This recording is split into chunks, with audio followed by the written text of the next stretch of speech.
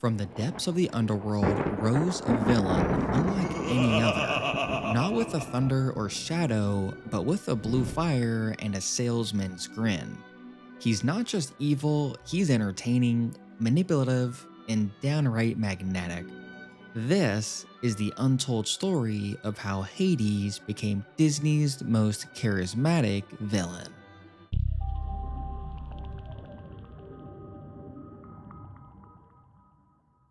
The Fire of Olympus, Hades' origin. Before Disney turned him into a fast talking showman, Hades was one of the oldest and most feared gods in Greek mythology, ruler of the underworld, brother to Zeus and Poseidon. Unlike his mythic self, who rarely left his realm and wasn't evil by nature, Disney's Hades was reimagined as the ultimate schemer, a corporate styled god who wants promotion. In early Hercules concept art, Hades was originally envisioned as a slow, menacing villain. But everything changed when James Woods auditioned. His improvised, lightning fast humor reshaped the entire tone of the character. From that moment on, Hades wasn't just a god of death, he was a salesman of doom. The birth of Disney's Hades from script to screen. Disney's animators, led by Nick Ranieri, faced a challenge. How do you visualize charisma through something like chaos? Well, their answer was blue fire. His hair literally burns with his mood. Calm blue for control, fiery red when anger erupts. As detailed in The Art of Hercules, The Chaos of Creation, Hades' movement was designed to feel like smoke and flame, unpredictable but mesmerizing. The mix of CGI overlays and traditional hand-drawn animation gave him an ethereal presence unlike any villain before him. And, well, it worked. Hades didn't just enter the frame, he commanded it. Every flicker, every smirk told you this wasn't another Scar or Jafar. This was Disney's first cool villain. A voice like no other, the genius of James Woods. James Woods' voice performance is what truly set Hades apart. He reportedly ad-libbed over half of his lines, adding modern slang, sarcasm, and comedic timing that made Hades feel, well, weirdly relatable. In interviews, directors Ron Clements and John Musker said, once James started ad-libbing, Hades wrote himself.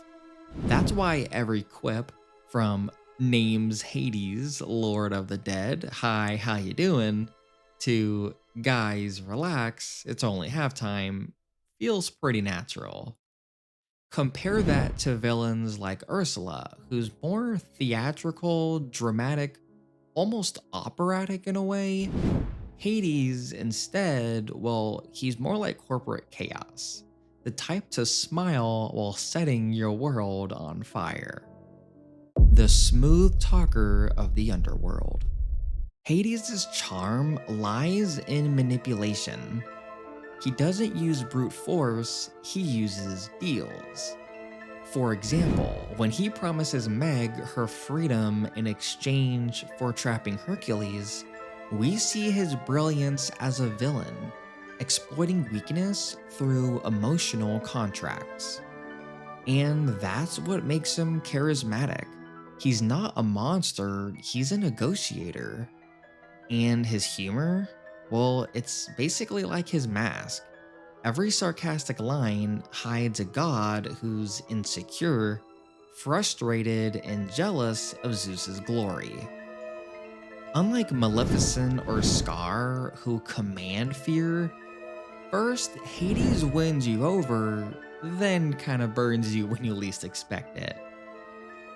the god with a temper when charm turns to fury. For all his charisma, Hades is a ticking time bomb. His flames burst from blue to violent red, symbolizing the duality of charm and chaos. This duality made him visually unpredictable. You never really know if he'd laugh or explode. The scene where Hercules defeats the Hydra and Hades shouts, "He's still alive," perfectly showcases that whiplash of both rage and comedy. And if you've made it this far into the Underworld with myself, that means you're probably enjoying this deep dive as much as I loved making it. So if you haven't yet, consider liking the video and subscribing. That way you'll never miss another Disney deep dive like this one. The Fall of the Underworld King. Despite all his deals and deceit, Hades' downfall comes from overconfidence. He actually underestimates Hercules to quite a big degree, and more importantly, Meg's love for him. When Meg sacrifices herself, Hades loses his leverage, his temper, and, well, eventually, his throne. In a poetic twist, his own arrogance traps him.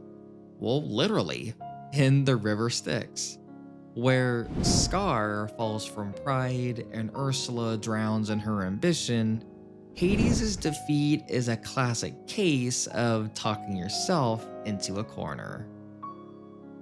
Beyond the movie, The Legacy of Hades. Hades didn't fade after Hercules. Well, he thrived. He starred in Hercules the Animated Series, served as a recurring Disney villain in House of Mouse, and appeared in the Kingdom Hearts games as one of the most quotable bosses. And if you all know me and have been subscribed for a while, you do know that I can bring up Kingdom Hearts from time to time. At Disney parks, Hades plays a major role in the Fantasmic show as one of Mickey's most dangerous foes. And he's even hosted Halloween events and merchandise campaigns, often alongside Maleficent and Ursula. And let's not forget the new villain show over in Hollywood Studios, where he definitely erupts. Hold it right there, Mr. Floaty Face. Why don't I get VIP access, huh? Hello? She isn't the only one who's feeling a little heated by being misunderstood, okay? You know what I mean? Yet another wounded foe. Whoa! You see the severity of my situation, can't you? How I've been misunderstood by the gods! Insignificant and hopelessly flamboyant. Hey, who's tall, dark, and ugly, huh? Two at a time? I demand you let me in, or out. Which is it? Okay, kindly let him know I was here first, okay? Listen, you hovering apparition. I've been dreadfully misunderstood. I should have been Sultan! Oh, wow. You need a little cheese to go with that line? What? Okay, I'm cool, I'm calm, I'm cool. Well, hey, whoever's knocking, get in line. I was here first, okay? The legacy of a hot-headed icon. Even after 25 long years, Hades remains one of the few villains fans root for. Why? Well, because he's not just bad, he's actually quite fun. While villains like Lady Tremaine and Frollo instill fear, Hades brings energy. His sarcasm feels real, his frustration feels human-like. Disney Store reports even rank him among the top-selling villain merch since 2017. And that is right alongside Maleficent as well as Ursula. He's the villain you can't help quoting, and that's the hallmark of charisma. Fire never dies, the enduring impact of Hades. With the live-action Hercules remake currently in development, produced by the Russo brothers and directed by Guy Ritchie, Hades is poised for a comeback. No matter how he's portrayed next, one thing's for certain. You definitely can't extinguish his charisma. Disney's Hades will always burn bright as one of animation's most electrifying personalities. And that's how a god of death became a pop culture icon. Thank you all for watching, and remember to never make a deal with someone who smiles that much.